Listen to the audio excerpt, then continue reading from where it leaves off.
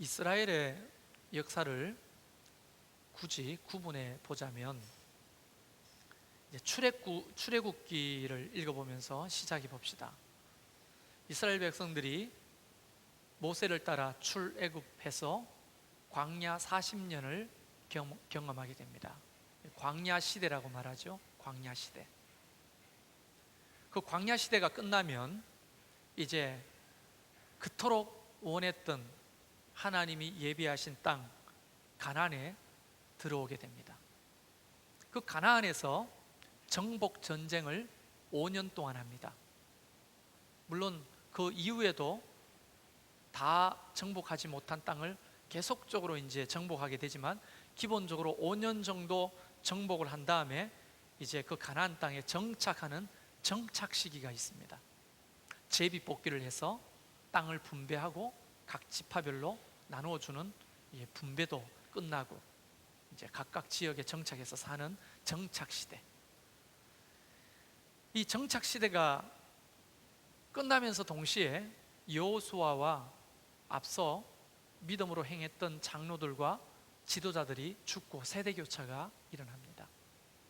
그때부터 그 정착해서 살아가는 그 가나안 땅에서 이스라엘의 역사 속에서 가장 힘들고 암울했던 암흑기 350년의 사사시대가 시작됩니다.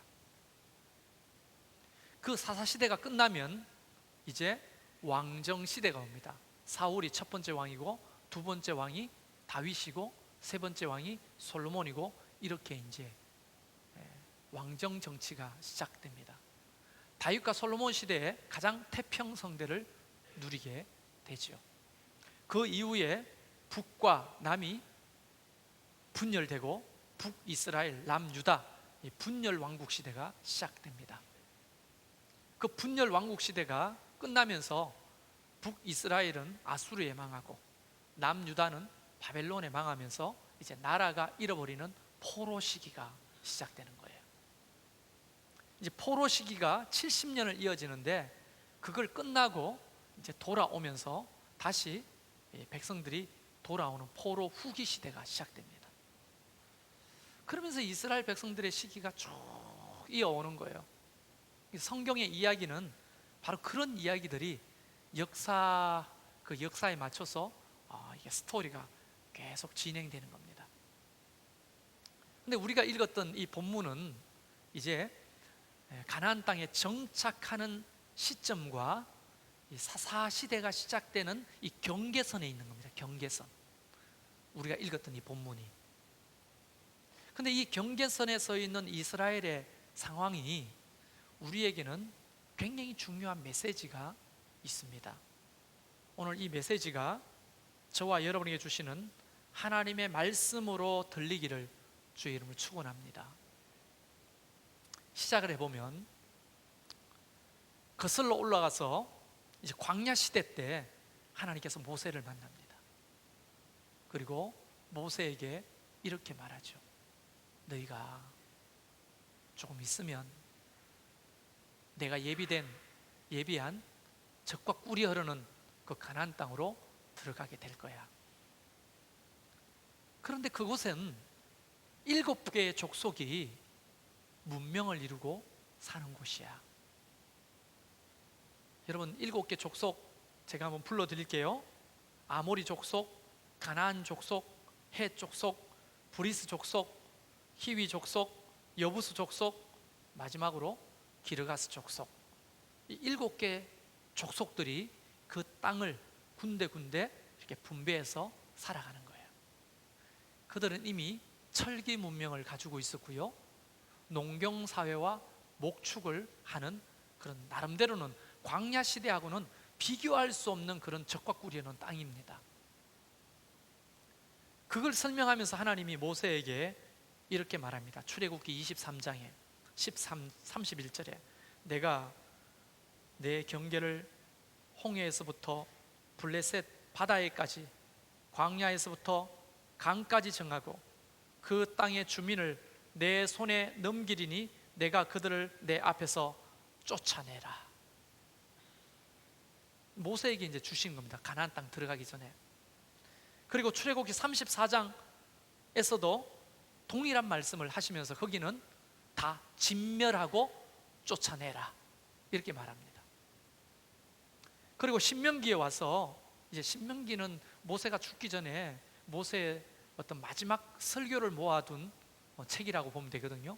신명기에도 그가 옛날에 하나님이 주신 말씀을 회상하면서 백성들에게 나에게 신명, 하나님이 나한테 명하신 게 뭐냐 하면서 7장에 이렇게 기록합니다. 내 하나님 여호와께서 그들을 내게 넘겨 내게 치게 하시리니 그때 너는 그들을 진멸할 것이요 그들과 어떤 언약도 맺지 말 것이요 그들을 불쌍히 여기지도 말 것이며 하면서 계속 이어지는데, 언약을 맺지 말고 결혼도 하지 말고 며느리로 삼지도 말고 다 진멸하고 쫓아내라고 합니다. 그런 말씀을 광야에 있는 이스라엘 백성들에게 이미 주셨어요. 그래서 모세는 생각했죠. 그 말씀을 딱 받아들고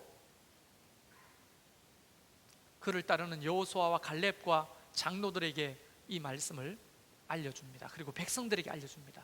우리가 가나안 땅에 들어가면 그 7 족속을 하나님께서 불쌍히 여기지 말고 다 진멸하고 다 쫓아내라고 말씀하셨다. 그때 당시에는 아멘, 하나님의 말씀대로 순종하겠습니다, 이렇게 된 거죠. 근데 성경을 읽어보면 출애굽한 지 2달 만에 가데스 바네아라고 하는 지역까지 이스라엘 백성들이 진군에 올라옵니다. 이 가데스 바네아는 어디냐면 바로 그 오늘날로 말하면 그 이집트하고 이스라엘의 경계 지역이에요. 그러니까 이제 담만 넘으면 가나안 땅인 겁니다. 그 땅이 가데스 바네아예요. 출애굽이 끝나는 겁니다. 요 땅 넘으면 이제. 근데 그러기 전에 모세가 각 지파의 두령들을 한 명씩 불러냅니다. 그래서 12명의 정탐꾼이죠. 여러분 기억나시죠? 그래서 40일 동안 정탐을 하고 와라 하고는 이제 복장을 변장을 하고 현지 주민들처럼 해가지고 또 상인들처럼 복장을 해가지고 그 땅에 40일 동안은 정탐하고 돌아오는 날 백성들이 학수고대하고 기다렸죠. 그 학수고대하고 기다렸는데 오자마자 씩씩거리면서 10명의 사람들이 손살에 붙었는데 말도 하지 마. 그러면서 모세를 이렇게 헐기면서 보면서 우리를 왜 이곳까지 인도해 왔냐, 차라리 애굽에서 죽는 게 낫다고. 거기 가보니까 사람이 키가 장대 같아. 여러분 서장훈 씨가 2m 7cm인가 그렇죠. 네피림의 후손이라고 하면 서장훈은 작은 키예요. 장대 같은 거인들 족들이 살고 그들이 기르는 포도송이는 우리 머리통만 하더라. 그들한테 비하면 우리는 메뚜기에 불과하다. 그러면서 원망을 막 쏟아내는 거예요. 이 부정적인 말이 여러분 너무 강력합니다. 그런데 그 말을 듣자 하다가 여호수아와 갈렙이 맞고 서가지고 무슨 소리냐, 왜 눈에 보이는 것만 말하느냐, 눈에 보이지 않는 하나님이 우리를 지금까지 인도해왔고 홍해를 가르시고 우리와 함께 하시니 도리어 그 7 족속은 우리의 밥이다. 여론전이 벌어진 겁니다. 10대 2, 10명은 부정적인 이야기, 2명은 긍정적인 얘기예요. 분위기가 어디로 쏠려요? 역사 속에서 항상 그렇습니다. 부정적인 얘기는 굉장히 강력합니다. 그래서 사람들이 돌을 들고 모세를 쳐 죽이려고 하고, 이딴 곳으로 우리를 불렀냐고, 여기서 떼죽음을 당하게 하냐고, 나는 막 애굽으로 돌아가겠다, 막 이렇게 나오는 거예요. 하나님이 화가 머리끝까지 나셨어요. 그 사건 이후로 하나님은 얘들 안 되겠다, 훈련을 좀 더 시켜야 되겠다 하고는 2달 만에 가나안 땅에 들어갈 것을 40년 동안 그 광야에서 돌리기 시작합니다. 그러면서 살아계신 하나님을 눈으로 보이는 거예요. 경험하게 하는 거예요. 훈련을 시키는 겁니다. 광야 훈련을. 철저한 믿음의 사람이 되도록. 그런데도 불구하고 이스라엘 백성들은 늘 원망, 불평 이런 것들이 40년 동안 내내 끊어지지 않았습니다. 메추라기와 만나기로 먹이시고 불기둥 구름기둥으로 지키시고 전쟁 때마다 모세가 손을 들면 이기고. 아말렉이 보통 민족이 아니거든요. 다시 말하면 우리 300이라고 하는 영화를 보셨지만 정예 군인들만 모아놓은 아주 싸움만 하도록 훈련받은 종족이 아말렉 종족입니다. 그런데 그런 종족하고도 싸워서 이기고 반석을 치니까 물이 나고 그런 것들 보는데도 불구하고 뒤에서는 계속 불평 불만이 끊어지지 않는 거예요. 그래서 결국 하나님은 중대 결정을 하시죠. 모세를 기점으로 해서 홍해를 건너온 1세대들을 다 죽입니다. 이런 상태로는 가나안 땅에 들어갈 수가 없다는 거예요. 그래서 1세대는 홍해를 건너왔던 여호수아와 갈렙 외에는 다 죽습니다. 모세도 늙어 죽었거나 병들어 죽은 게 아니고요, 하나님이 책임을 묻고 그를 데리고 가십니다. 지도자가 잘못하면 책임은 하나님이 묻는 거예요. 백성이 물을 필요도 없어요. 그래서 사실 지도자의 자리는 두렵고 떨리는 자리죠, 사실. 그리고 난 다음에 이제 여호수아와 갈렙이 요단강을 건너 진군하기 시작합니다. 모세가 죽고 난 다음에 너무너무 힘들었어요. 근데 하나님이 여호수아 1장에서 뭐라고 합니까? 두려워하지 말라. 그리고 자루나 우루나 치우치지 말라. 모세에게 준 율법을 지키면 네 길이 형통할 것이다. 하나님의 말씀을 목숨처럼 붙들면 네가 어디를 가든지 형통할 것이다. 그 말은 무슨 전쟁을 하더라도 네가 승리할 것이다. 이런 약속을 여호수아에게 줍니다. 근데 여호수아 마음속에는 모세가 없는데 전쟁을 어떻게 합니까? 여러분, 모세는 대단한 사람이에요. 지팡이를 들면 홍해가 갈라지고 지팡이를 치면 물이 그냥 반석에서 물이 나오고요, 손을 들면 아말렉 같은 전쟁으로 단련된 용병들도 그냥 씨를 말리면서 승리하고요. 근데 여호수아는 모세만 바라보고 따라왔는데 모세가 없는 이 전쟁을 어떻게 이기겠느냐? 걱정하지 마라. 내가 너와 함께 할 것이다. 말씀만 붙들어라. 그러면 네가 어디를 가든지 형통할 것이다. 이게 여호수아 1장의 하나님의 긴 설교입니다. 그걸 붙들고 여호수아와 갈렙이, 그리고 그를 따르는 장로들이, 지도자들이, 그래 해봅시다. 하나님이 우리와 함께 하시니까 말씀만 붙들고 갑시다. 이렇게 된 거예요. 그 첫 번째 전쟁이 뭡니까? 요단강 건너고 첫 번째 전쟁.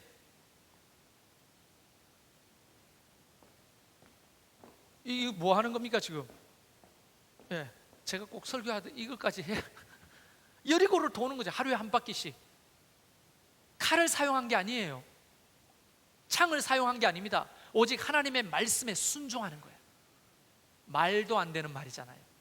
아니, 전쟁터에서 침묵하면서 하루에 한 바퀴씩 돌아라. 이게 어떻게 전쟁사에 가능한 일입니까? 훈련시키는 거예요. 오직 하나님의 말씀에만 순종하라는 거예요. 7째 날 7바퀴를 도니까 그 여리고성이 와르르륵 무너지는 것을 두 눈으로 목격하게 됩니다. 그런데 그런 전쟁이 5년 동안 되는 거예요. 5년 동안. 근데 처음부터 세력이 나누어져 있습니다. 어떤 세력이 나눠주냐? 하나님의 말씀을 목숨처럼 지키고 순종하고자 하는 세력과 하나님의 말씀을 업신여기고 불순종하는 세력이 어떤 시대나 있었습니다. 어떤 시대나.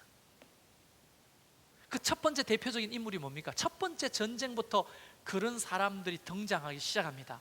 그게 여리고 전쟁 때 여리고가 무너지고 가가지고 모든 사람을 다 죽이고 말씀대로 진멸했잖아요. 하나 남김없이. 살아남은 사람들이 있죠. 누굽니까? 예, 성경 공부를 열심히 해야 될 이유가 여기에 있죠. 살아남은 사람이 있어요. 그게 기생 누굽니까? 라합과 그의 가족들이에요. 2명의 정탐꾼을 살려줬기 때문에 하나님 앞에 약속을 했고 살려주기로 했죠.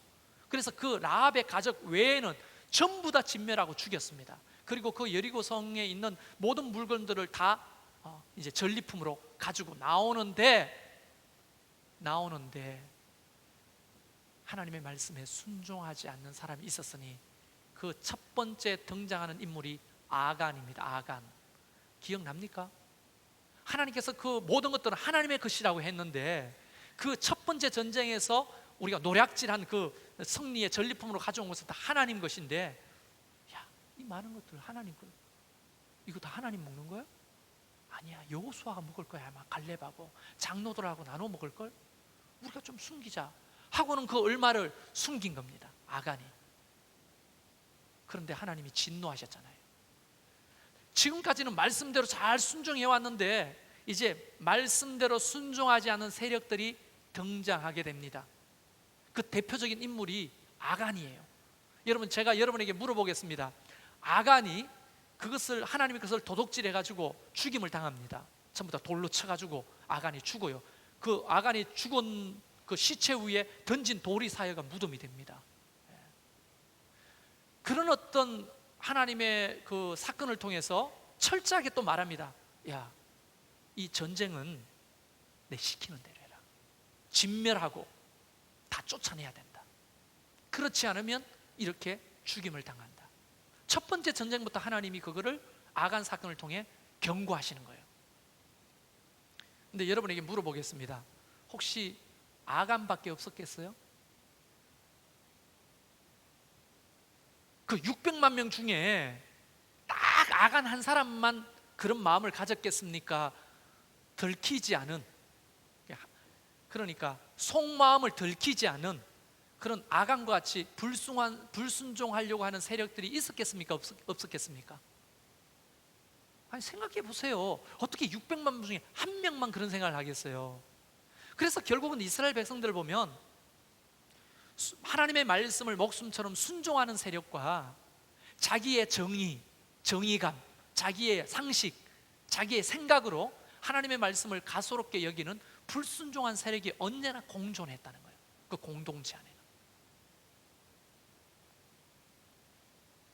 그리고는 이제 정복 전쟁이 시작되는 겁니다. 여호수아와 갈렙과 그리고 그를 따르던 장로들과 하나님이 행하신 일을 본 사람들은요, 그 정복 전쟁을 시키는 대로 하는 겁니다. 자기의 어떤 알고 있는 상식, 자기가 가지고 있는 사사로운 어떤 정의, 기준 이런 것보다 하나님이 모세를 통해 주신 말씀, 출애굽기 23장, 34장, 신명기 7장에 주신 것처럼 다 진멸하고 다 쫓아내는데 순종하기 시작합니다. 그런데 그런 세력들이 점점점 등장하게 됩니다. 어떻게 되느냐 하면 성경의 근거를 가지고 이야기하는 겁니다. 여러분에게 쉽게 이야기하면, 아니, 애까지 죽일 필요 있어요? 아니, 저 아녀자들, 임산부들 쫓아내면 어디로 갑니까? 여호수아는 사랑이 없네. 갈렙도 늙어가지고 어떻게 저렇게 정이 없대? 나는 이 임산부 아이들 나는 못 쫓아보내. 하나님은 사랑이시라고 했잖아. 맞는 말인 것처럼 보여도 하나님이 가지고 있는 놀라운 그 뜻, 진멸하고 쫓아내라고 했을 때는 하나님이 무슨 뜻이 있지 않을까요? 그걸 유한한 인간의 가치, 상식, 경험으로 가지고 그것을 해석하려고 하면 오류가 생기는 겁니다. 자, 그러면 우리가 이미 후대 사람으로 알고 있어요. 왜 그러셨는지. 하나님은 지금 거기에 7 족속들이 바알을 섬기고 아스타로스를 섬기고 다곤을 섬기고 아세라를 섬기고 수많은 우상들을 섬기는 백성이죠. 그들을 쫓아내고 진멸해서 그곳에 순결한 하나님의 백성들의 왕국을 건설하려고 하는 겁니다. 그리고 하나님을 믿는 백성들을 만들어서 그 그리스도의 신부 같은 사람들을 세워서 그 속에서 다윗이 오고 다윗의 후손을 통해 예수 그리스도가 와서 그분을 통해 인류를 구원하시려고 하는 엄청난 전 세계 이 인류 역사의 구속사를 이루려고 하는 첫 번째 발걸음이 바로 가나안 땅 정착이거든요. 그런 것들에 대해서는 별로 중요하지 않아요. 지금 가지고 있는 내 상식, 내 정의감, 내 가치 기준, 개뿔. 말씀이 뭐예요? 여러분, 그래서 하나님의 말씀은 우리가 가지고 있는 상식이나 보편적 가치나 이런 것들이 다 포함되어 있지만 어떤 경우에는 하나님의 어떤 원대한 계획 안에서 우리가 이해할 수 없는 것을 요청하실 때가 있거든요. 그럴 때는 내 생각과 내 기준을 내려놓고 하나님의 말씀이 우선이어야 하는 겁니다. 여러분 믿으십니까? 그게 믿음 공동체가 가야 될 방향이죠.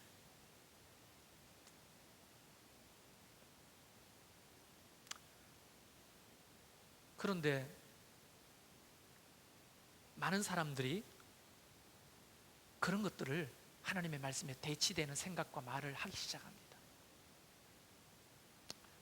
그리고는 성경에는 그런 기록이 없지만 여러 문헌 이야기, 역사 속에 그리고 그런 것들을 좀 종합해서 제가 여러분 알아듣기 쉽게 이 얘기를 만들면 이런 일이 발생하는 겁니다.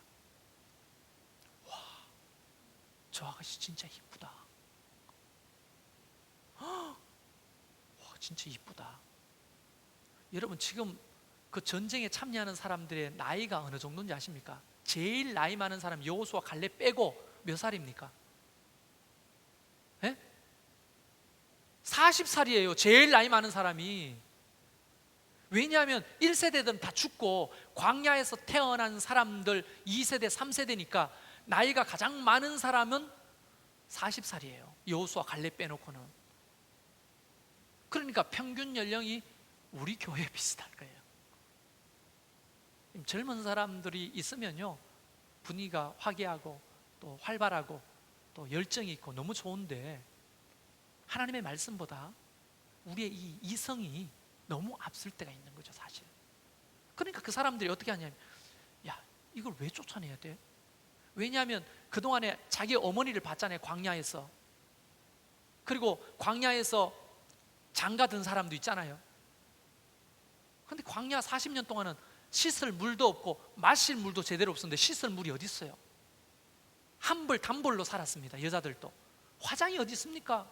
근데 가나안 땅에는 철기 문명이에요. 여러분 철기 문명이라고 하면 철기 문명이라고 하는 상징이 말해주는 다른 문명을 전부 다 생각해 봐야 돼요. 그릇도 사용하는 게 다르고 집도 다르고요 의복도 다르고요 화장술도 다른 겁니다. 그들은요 성경에 보면 분을 바르고 살았습니다. 정말 눈이 뒤집어질 만큼 예뻤어요. 그러니까 첩으로 삼고 그들과 결혼하기 시작합니다. 오, 섹시한데 이러면서 결혼하고 중고등부 아이들한테는 미안한데 그렇게 막 남자들이 눈이 뒤집어져가지고 그래서 여호수아가 말합니다. 그러지 말라. 하나님께서 모세를 통해 다 진멸하고 쫓아내라 했다. 그런 소리 하지 마세요 형님. 나 노총각인데 나도 장가 가야 되지 않냐? 이스라엘 백성 중에 내 좋다고 하는 사람 없는데 그럼 나 노총각으로 죽으란 말입니까? 나도 후사를 봐야 될 거 아닙니까? 하나님이 뭐라 하든 말든 나는 이 여자랑 결혼할래요. 결혼합니다. 여러분 결혼하니까 어떤 일이 벌어져요? 어느 날 자는데 무슨 소리가 들려. 무슨 소리지 하고 눈을 비비고 봤더니 저 옆에 커튼 뒤에서 여자가 일어나가 어떤 신상 앞에서 무슨 연불 같은 걸 외우는 겁니다. 근데 내가 보다 깜짝 놀란 거예요. 자기 지금 뭐해? 이러니까 사실은 내 할아버지 우리 아버지가 섬겼던 바알에게 당신 잘 되라고 예배를 하고 있어요. 야 그러면 안 돼. 하나님이 우상을 숭배하지 말라고 했다고. 그러면 안 돼 하니까 여자가 막 우는 겁니다. 알겠어요. 나도 할아버지가 있고 아버지가 있고 나도 하루아침에 건질 수가 없잖아. 우니까 남자들이 어때요? 아내들이 울면 남자들 힘이 없잖아요. 그래, 알겠어. 다음부터는 그러지 마. 그러고는 세월이 지나가지고 장자를 생산하고 차자를 생산하고 여러분 그때부터 여자의 파워가 얼마나 강력했는지 여러분도 경험하고 있잖아요. 형제님도 알고 계시죠? 나만 그랬나? 그런데 보세요. 나중에는 대놓고 우상을 숭배합니다. 그러면 남편이 그거 하지 말라고 하나님이 벌하신다고 이러면 왜? 내가 애 낳아주고 지금까지 어떻게 고생했는데 네가 왜 이래라 저래라 하는데 싫으면 말고 나 아대로 갈까? 그냥? 네가 나가든지 내가 나가든지 둘 중에 하나는 하자. 이렇게 나오면 남자가 알겠어 미안해. 그렇지만 사람들 보는 눈이 있으니까 좀 조용히 해줘. 그때부터 집안에서는 마음껏 바알에게 예배하기 시작합니다. 어떤 사람은 농사를 짓는데 이제 정착했으니까 땅을 분배받아 농사를 지어야 되잖아요. 40년 동안 농사를 지어본 적이 있어요? 파종해본 경험이 없는 거죠. 이 땅에 언제 비가 오고 언제 눈이 오고 언제 바람이 불고 언제 강이 범람하는지 아무것도 모릅니다. 그런데 벌벌벌 떨면서 가난한 족속 한 명이 주인님으로 모시겠습니다. 제가 농사 하나만 끝내주게 짓습니다. 그래? 그러면 한번 이야기해봐. 언제 비가 오는 거야? 여기. 예, 늦은 비와 이른 비가 있습니다. 늦은 비는 뭐고 이른 비는 뭐야? 예, 사실은 이 지역에 어쩌고 늦은 비가 있고 파종은 언제 하고 언제 추수를 하고 뭐 이런 얘기를 하니까 쓸만한데 하고 종으로 삼는 겁니다. 여러분, 종으로 삼는 것까지는 좋은데 어떤 일이 발생합니까? 나중에 농사를 짓다 보니까 이게 제대로 안 되잖아요, 농사가. 그 종에게 묻습니다. 야, 이게 비가 온다고 했는데 왜 안 오냐? 조금만 기다리십시오. 사실은 이 땅에 비를 다스리는 신, 풍요를 다스리는 신은 바알과 아세라입니다. 그 신이 때가 되면 다 줄 겁니다. 야, 이방신 이야기하지 마. 나는 여호와 하나님을 믿는 사람이야. 그런데 두고 보십시오. 바알 신은 3, 4월에 늦은 비를 주실 겁니다. 근데 석 지나갔는데 비가 안 오는 거예요. 왜 비가 안 오지? 다 말라 죽게 생겼네. 근데 3, 4월이 되는데 비가 내리기 시작하는 거예요. 오, 바알이 비를 내리네 정말. 그러면서 사람들이 바알을 숭배하고 아세라를 숭배하면서 홀딱홀딱 넘어가기 시작하는 거예요.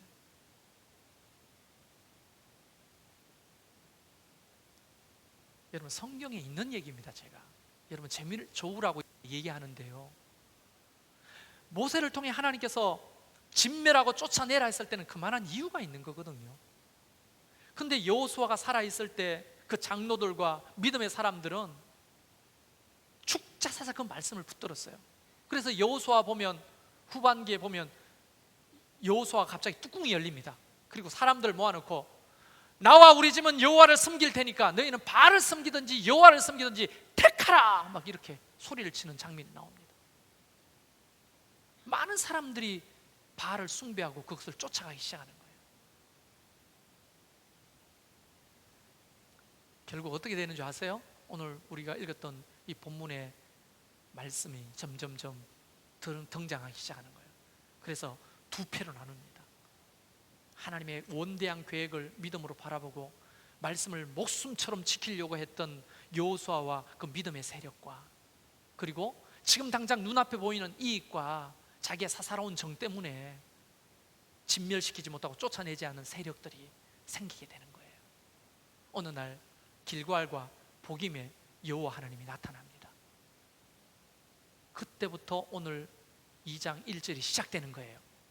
뭐라고 말합니까? 여호와 사자가 길갈에서부터 복임으로 올라와 말하되 내가 너희를 애굽에서 올라오게 한 것이 아니냐, 내가 너희의 조상들에게 맹세한 땅으로 들어가게 하였으며 또 내가 이르기를 내가 너희와 함께한 언약을 영원히 어기지 아니하리니 너희는 이 땅의 주민과 언약을 맺지 말며 그들의 제단을 헐라 하였거늘. 어떻게 했어요? 헐지 않았죠. 쫓아내지 않았죠. 사사로운 정 때문에, 내 장장 눈의 이익 때문에. 그때 하나님이 그렇게 말합니다. 어찌하여 그리하였느냐. 그러고 말하기를, 그러므로 내가 또 말하기를 내가 그들을 너희 앞에서 쫓아내지 아니하려니 그들이 너희 옆구리에 가시가 될 것이다. 그들의 신들이 너희에게 올무가 될 것이다. 이 말을 하나님이 나타나셔서 직접 이야기하는데 그것을 들은 백성들이 거기서 펑펑 웁니다. 펑펑. 그 펑펑 운 사람들이 누군지 아십니까? 여호수아와 갈렙과 그 장로들이에요. 하나님의 위대한 일을 봤던, 하나님의 말씀을 두렵고 떨림으로 받았던 순종하는 사람들은요, 그걸 듣고 울기 시작했어요. 얼마나 펑펑 울었는지 그 울었던 그 장소를 복임이라고 했어요. 복임은 울었던 곳이라고 하는, 눈물이라는 의미입니다. 그리고는 급기야 여호수아가 110세에 죽습니다. 여러분, 믿음의 지도자가 넘어지면요 다 끝나는 거예요. 여러분, 저희 교회는 지금 7년 반 동안 그 교회를 섬기면서 정말 희한한 사람들을 다 경험합니다. 그런데 그게 뭐 신천지도 있었고 신천지가 아니지만 또 뭐 교회를 힘들게 어렵게 하는 사람도 있었고 정기적으로 막 이렇게 있어요. 가만히 생각해보니까 2년에 한 번씩 그런 일이 벌어지는 것 같아요. 2년에 한 번씩. 그러니까 그분들이 그런 말을 했다면서요. 그 교회는 2년 견디기 힘들다고.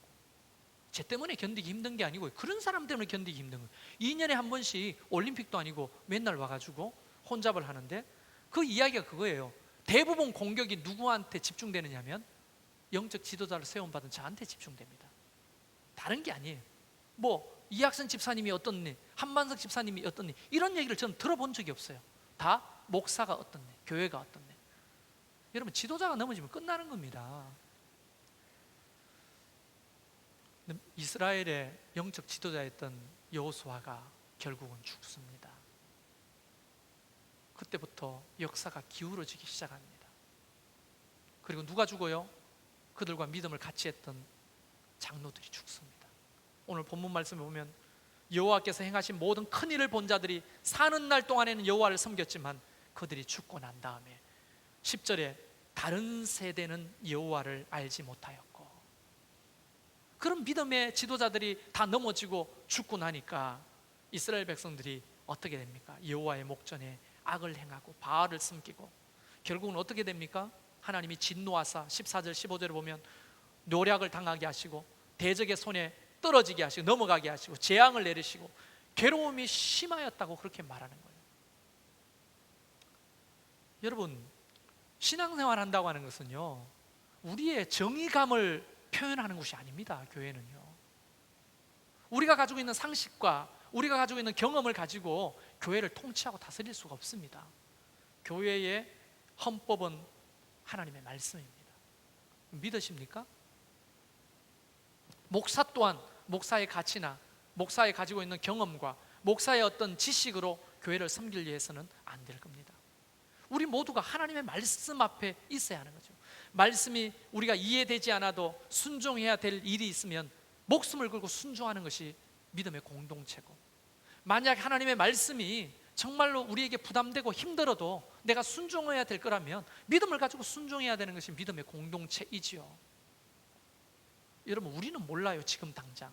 그러나 하나님의 원대한 계획과 뜻이 하나님의 말씀 안에 있지 않겠습니까? 만약 그곳에 우리의 정의를 드러내고 우리의 가치관을 드러내고 우리의 경험을 드러내고 우리의 상식을 말씀보다 앞세운다면 교회는 도대체 어떻게 되는 겁니까? 교회는 아마 시민단체? 시민단체가 되고 말지 않겠습니까? 여러분, 시민단체 일은 저도 지지하고 너무 좋은 일이지만 하나님의 교회는 시민단체쯤이 아닌 것입니다. 정의를 구현하는 그런 어떤 운동권 단체가 아닌 것입니다. 정치 세력이 아닌 것입니다. 교회는 오직 하나님의 말씀이 살았고 하나님의 말씀이 역사하고 하나님의 말씀을 목숨처럼 붙들고 순종하는 세력이 만들어가는 하나님의 뜻을 이루어가는 그런 믿음 공동체인 겁니다. 그러려면 저부터 말씀 위에 서야 되겠고, 또 목자들이 말씀 위에 서야 되겠고, 하나님이 세우신 재직들이 말씀 위에 세워져야 되겠고, 지도자들이 말씀 위에 세워져서 여호수아와 그 따르던 장로들과 모든 큰 일을 본 자들처럼 순종하는 자로 세워질 때 교회는 든든해지는 겁니다.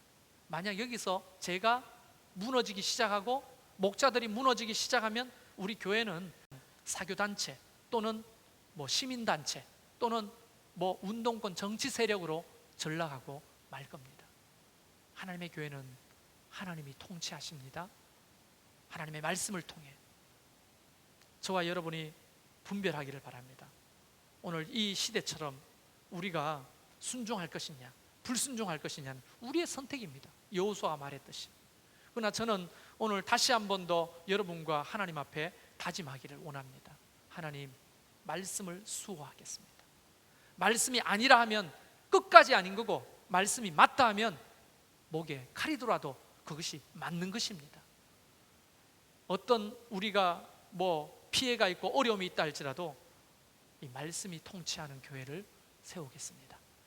지금 당장 힘들고 어려워도 이거 우리가 사사로운 정 때문에 못하면 나중에는 교회가 아니라 희한하게 되는 거예요. 교회가 아닌 어떤 집단이 되는 겁니다.